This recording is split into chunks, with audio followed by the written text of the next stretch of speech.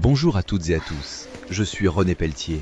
Bienvenue sur ma chaîne et un grand merci à toutes celles et ceux qui s'abonnent et regardent mes vidéos. Installez-vous confortablement, découvrons le sujet du jour. Peinture. Comment rattraper les traces de reprise et de rouleau? C'est exactement ce que je vais montrer ici, parce qu'il n'y a rien de plus frustrant qu'un mur qui semblait parfait encore humide et qui, une fois sec, révèle des bandes, des surépaisseurs, des zones plus mates ou plus brillantes, et ces fameuses marques de rouleau qui sautent aux yeux dès que la lumière rase la surface. Et le plus important, c'est que dans beaucoup de cas, on peut corriger ça proprement sans tout refaire n'importe comment, à condition de comprendre pourquoi ces défauts apparaissent. Si on essaie de retoucher au hasard, on aggrave souvent le problème. En revanche, quand on sait lire le mur, choisir la bonne méthode de rattrapage et surtout appliquer la peinture avec le bon rythme, on peut récupérer une finition nette, uniforme et beaucoup plus professionnelle. Ce que je vais faire, c'est partir du problème réel, celui qu'on découvre une fois la peinture sèche, et expliquer comment je décide si je peux corriger localement, si je dois reprendre tout un pan de mur, comment préparer la surface avant de repeindre, quel rouleau utiliser, comment charger en peinture, dans quel sens croiser, à quelle vitesse travailler et pourquoi certaines peintures marquent plus que d'autres. L'idée, c'est qu'à la fin, on sache non seulement réparer, mais aussi éviter définitivement que ça revienne au prochain chantier. Quand je parle de traces de reprise, je parle de ces marques visibles entre une zone peinte plus tôt et une zone peinte juste après, quand la jonction n'a pas fondu visuellement. On voit alors une bande, un raccord, parfois plus sombre, parfois plus clair, parfois seulement visible sous certains angles ou à certaines heures de la journée. Les traces de rouleau, elles, regroupent plusieurs défauts différents. Ça peut être un relief trop marqué, ce qu'on appelle parfois un effet peau d'orange ou un grain trop tendu d'un côté et trop chargé de l'autre. Ça peut être des bandes verticales laissées par les bords du rouleau, des zones lustrées à cause d'une pression excessive, des superpositions trop visibles ou des différences de texture entre les passes. Le premier réflexe que j'essaie d'éviter, c'est de prendre un petit rouleau ou un pinceau et de repeindre juste la marque visible en plein milieu du mur. Sur le moment, on croit cibler le défaut, mais dans la majorité des cas, on crée une nouvelle reprise encore plus visible que la précédente, parce que la retouche ne se fond pas dans le reste, surtout sur les peintures mates profondes, sur les teintes soutenues ou sur les murs fortement éclairés latéralement. Avant de corriger, je regarde toujours le mur à plusieurs moments et sous plusieurs éclairages. C'est essentiel, parce que certains défauts sont purement optiques et d'autres sont liés à l'épaisseur de peinture ou à l'absorption du support. Si la marque n'apparaît que sous une lumière rasante très forte, comme le soleil qui entre de côté ou un plafonnier proche du mur, il faut savoir qu'aucune peinture n'efface totalement la réalité du support si le mur a un relief irrégulier. Parfois, ce qu'on croit être une trace de rouleau est en fait un défaut d'enduit, de ponçage ou une ancienne reprise de rebouchage qui boit la peinture différemment. Si je vois que la bande est aussi perceptible au toucher, avec une surépaisseur ou un relief, je sais déjà qu'un simple voile de peinture ne suffira pas toujours. Si au contraire le mur est lisse au toucher mais montre des différences de teinte ou de brillance, je m'oriente plutôt vers un problème d'application, de séchage, de dilution, de cadence ou de qualité de rouleau. L'une des causes les plus fréquentes, c'est de travailler trop lentement. La peinture commence à tirer, c'est-à-dire à sécher en surface, et quand on revient dessus pour raccorder une nouvelle zone, on casse le film en train de se tendre. Résultat, la reprise reste visible. C'est encore plus vrai dans une pièce chaude, très ventilée, exposée au soleil, ou quand on peint un support très absorbant sans impression adaptée. Une autre cause très courante, c'est de ne pas assez charger le rouleau. Beaucoup de gens essorent trop leur rouleau dans le bac, par peur des coulures, et finissent par étirer la peinture au lieu de la déposer. Le rouleau laisse alors un film trop fin, irrégulier, et pour combler, on appuie plus fort. C'est là qu'apparaissent les marques des bords, les bandes et les différences de tension. À l'inverse, un rouleau trop chargé, mal essoré, peut créer des surépaisseurs et des cordons de peinture qui se figent avant d'être correctement répartis. Il y a aussi le mauvais choix de manchon. Un manchon bas de gamme, qui perd ses fibres, qui ne restitue pas bien la peinture ou dont la longueur de poil ne correspond pas au support, peut rendre une finition impossible à homogénéiser. Je fais aussi très attention à la nature de la peinture. Toutes les peintures ne se comportent pas de la même façon. Certaines ont un temps d'ouverture plus long, ce qui permet de travailler plus confortablement sans laisser de reprise. D'autres sèchent vite, surtout les produits d'entrée de gamme ou certaines formulations destinées à être recouvertes rapidement. Les finitions mates masquent mieux les petits défauts de support, mais elles peuvent rendre certaines reprises de brillance plus discrètes tout en révélant les problèmes de charge si l'application est irrégulière. Les finitions velours et satinées, elles, pardonnent moins sur les raccords et sur le relief, car elles réfléchissent davantage la lumière. Plus la teinte est soutenue, plus les reprises se voient. Les grandes surfaces monochromes, surtout dans les tons sombres, exigent donc une méthode très rigoureuse.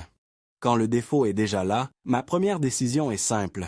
Est-ce que je peux corriger sans poncer, avec un simple repassage global, ou est-ce qu'il faut reprendre la surface plus sérieusement? Si les traces sont seulement visuelles, sans épaisseur et sans poussière collée, je peux souvent m'en sortir en repeignant tout le pan de mur d'angle à angle. C'est un point capital. Je ne m'arrête pas au milieu. Je reprends la surface entière délimitée naturellement par les angles, les arêtes, le plafond, la plinthe, une porte ou une fenêtre. Pourquoi? Parce qu'un raccord en plein mur se voit presque toujours à sec, même si sur le moment, la peinture paraît se fondre. Repeindre un pan entier uniformise la texture, la charge et la brillance. Si en revanche il y a des bourrelets, des grains écrasés, des coulures reprises ou des surépaisseurs, je commence par un ponçage de correction. Il ne s'agit pas de massacrer la surface, mais de casser les reliefs pour revenir à un état aussi homogène que possible. Pour ce ponçage, je travaille léger et contrôlé. J'utilise un abrasif fin, parce que le but n'est pas d'attaquer profondément, mais d'effacer les arêtes de peinture et de lisser les marques. Si la surépaisseur est importante, je peux commencer un peu plus fort localement, puis finir plus fin pour fondre la zone dans le reste. Ce qu'il faut éviter, c'est de créer une cuvette ou de polir excessivement une seule partie. Après le ponçage, je dépoussière parfaitement. C'est essentiel. Une poussière de ponçage oubliée sur le mur peut perturber la croche, créer un toucher granuleux ou générer de nouvelles traces à l'application. Si j'ai mis à nu le support par endroits, surtout s'il s'agit d'enduit ou de plâtre, je remets une impression localement, mais avec prudence, car une sous-couche ponctuelle peut elle aussi créer une différence d'absorption. Dans bien des cas, si plusieurs zones ont été reprises, je préfère uniformiser à nouveau tout le pan avec une sous-couche adaptée avant de remettre les couches de finition. Il faut aussi comprendre un point important. Une trace de reprise n'est pas toujours due au dernier geste visible. Très souvent, le problème a commencé avant même la finition. Un mur qui boit de manière irrégulière, parce qu'il a été enduit par plaques, mal poncé, insuffisamment imprimé ou réparé avec différents produits, va faire sécher la peinture à des vitesses différentes selon les endroits. On aura alors beau appliquer correctement, le rendu final restera inégal.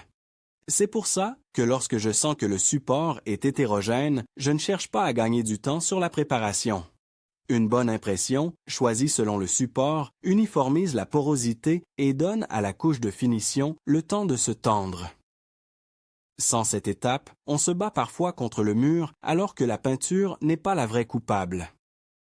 Au moment de repeindre pour rattraper, je prépare toujours mes conditions de travail. Je ferme ce qui crée un courant d'air trop fort, j'évite de peindre en plein soleil sur un mur chauffé, je surveille la température et je prévois assez de peinture du même lot ou au moins parfaitement mélangée. Ce détail du mélange est souvent négligé. Une différence de lot ou une peinture insuffisamment brassée peut provoquer de légères variations de teinte ou de brillance, ce qui peut être confondu avec des traces de reprise. J'homogénéise donc soigneusement le pot, et si j'ai plusieurs contenants, je les mélange ensemble pour éviter toute différence sur un même mur. Si le fabricant autorise une légère dilution, je la respecte exactement, surtout sur la première couche de finition si nécessaire, mais je ne surdilue jamais pour essayer d'obtenir plus de glisse. Une peinture trop diluée couvre moins bien, se tend parfois mal et peut justement accentuer les reprises. Ensuite, je choisis le bon outil. Pour un mur intérieur standard, je privilégie un rouleau de qualité adapté au type de finition et au relief du support. Un mur bien lisse n'a pas besoin du même manchon qu'un support légèrement texturé. Un poil trop long peut créer un relief inutile, un poil trop court peut peiner à répartir suffisamment la peinture et laisser des manques. Je fais aussi très attention au cadre du rouleau et à la perche. Travailler à la main sans perche sur une grande surface pousse souvent à faire des gestes courts et irréguliers, avec des pressions différentes selon la hauteur. Une perche permet de garder plus de régularité dans la gestuelle et de peindre avec le corps plutôt qu'avec le poignet. Cette régularité est un des grands secrets d'un mur sans marque. Quand je commence l'application, je pense toujours en zones cohérentes, jamais en petites taches isolées. Je dépose la peinture sur une surface raisonnable, je la répartis sans l'écraser, puis je termine par un lissage léger sans revenir 20 fois. Le problème de beaucoup de reprises, c'est l'excès de correction pendant que la peinture est déjà en train de tirer. Plus on repasse, plus on marque. L'objectif est donc de travailler avec un rythme continu. Je garde un bord humide, c'est-à-dire que chaque nouvelle zone rejoint la précédente tant qu'elle est encore fraîche. Si je m'interromps trop longtemps, si je décroche pour répondre au téléphone, nettoyer un outil ou commencer une autre partie de la pièce, je sais que je prends le risque de créer une ligne de reprise visible. Sur un grand mur, cette organisation est primordiale. Je prépare tout avant, je dégage l'espace, je fais les découpes intelligemment et j'enchaîne pendant que les bords restent raccordables. Justement, les découpes jouent un rôle énorme. Si les bords au pinceau ont commencé à sécher avant le passage du rouleau, on peut voir un cadre autour du mur ou une différence de texture entre la bande découpée et la surface roulée. Pour éviter ça, je ne découpe pas toute la pièce d'un coup si je travaille seul. Je fais un pan de mur à la fois avec une découpe que je peux recouvrir au rouleau rapidement. Et même sur la découpe, je veille à ne pas laisser trop d'épaisseur. Une bande de peinture trop chargée en périphérie forme souvent une surbrillance ou un liseré. La logique reste la même partout, déposer assez de matière, mais uniformément et raccorder tant que c'est frais. Quand je veux rattraper des traces de rouleau déjà visibles, ma méthode la plus sûre consiste donc à reprendre tout le pan. Je recharge le rouleau correctement, sans le noyer, et je répartis la peinture de manière équilibrée. Je croise mes passes pour distribuer la matière, puis je termine toujours dans le même sens sur la zone finale, avec une pression très légère. Cette dernière passe de lissage n'a pas pour but de déplacer beaucoup de peinture, mais d'uniformiser le grain et la réflexion de la lumière. Si j'appuie trop à cette étape, je creuse la matière d'un côté et je laisse les bords du rouleau marqués.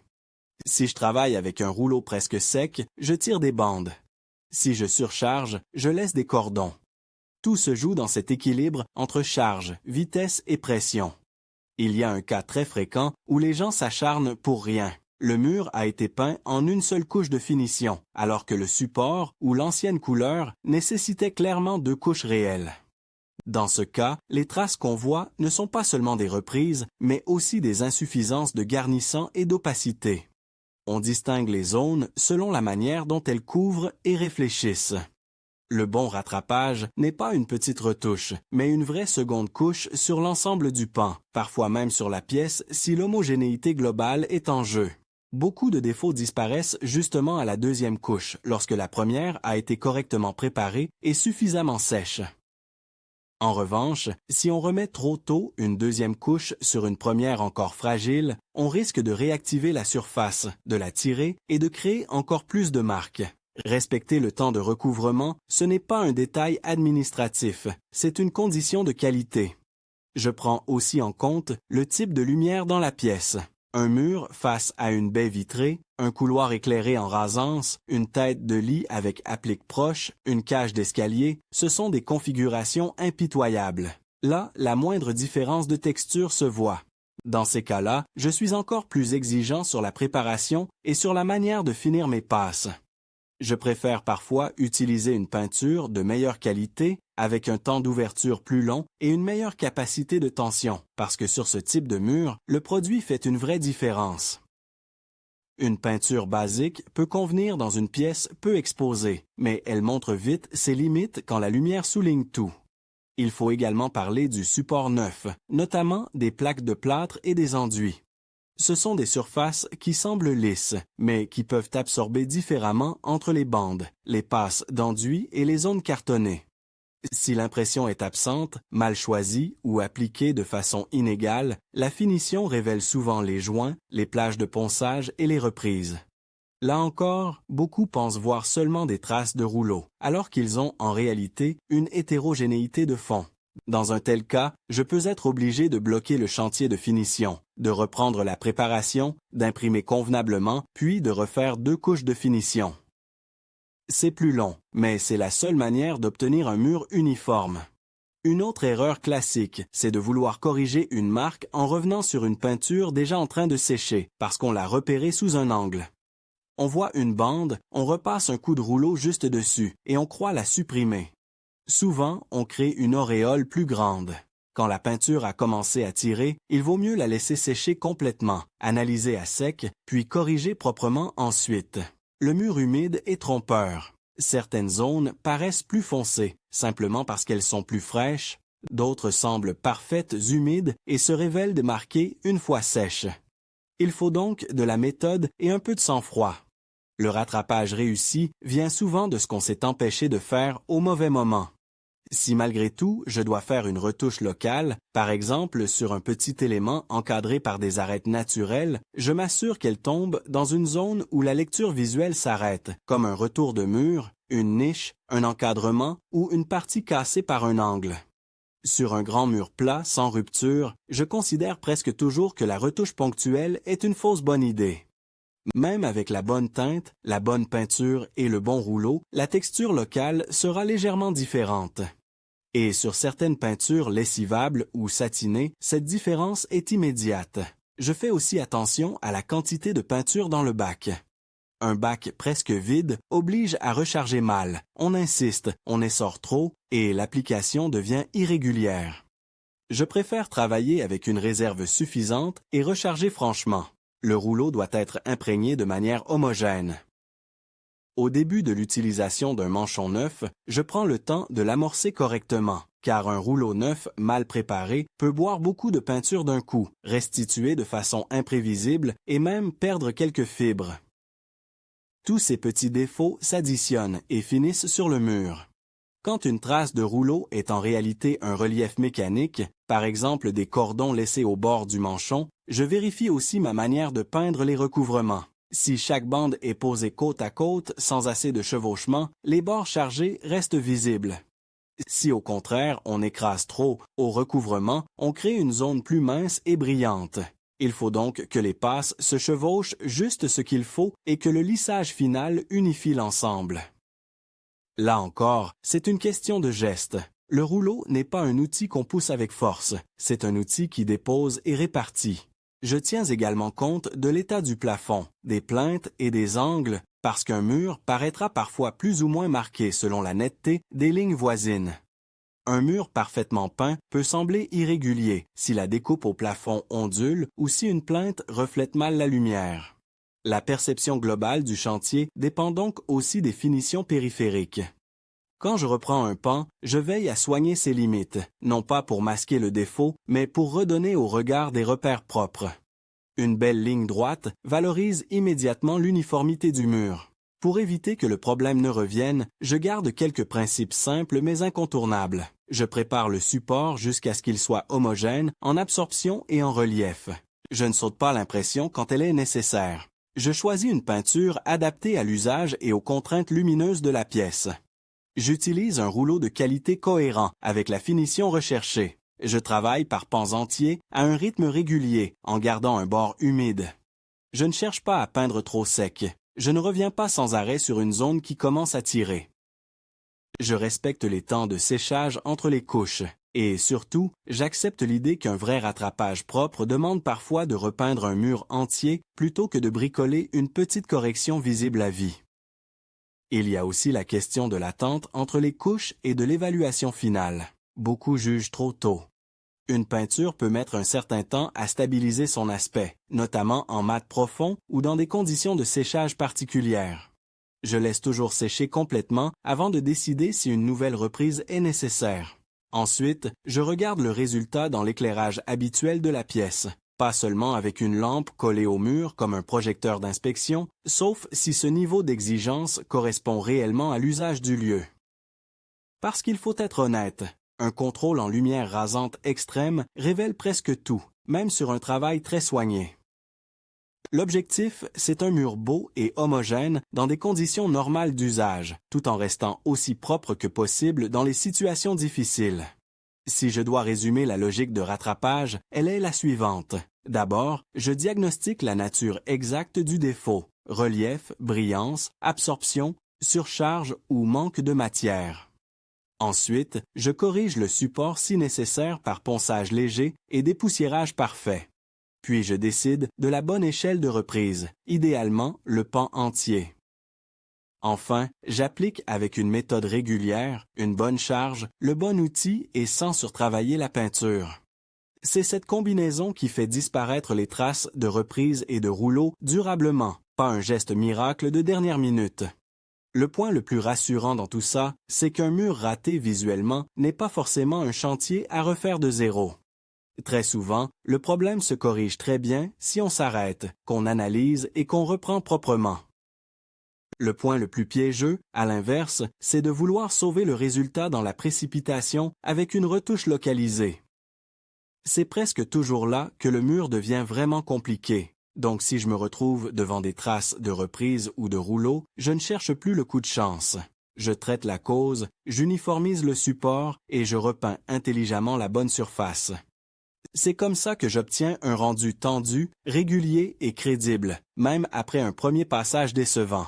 Et une fois qu'on a compris cette logique, on ne regarde plus un mur peint de la même manière, parce qu'on sait exactement d'où viennent les défauts, comment les corriger et surtout comment les empêcher d'apparaître dès le prochain coup de rouleau.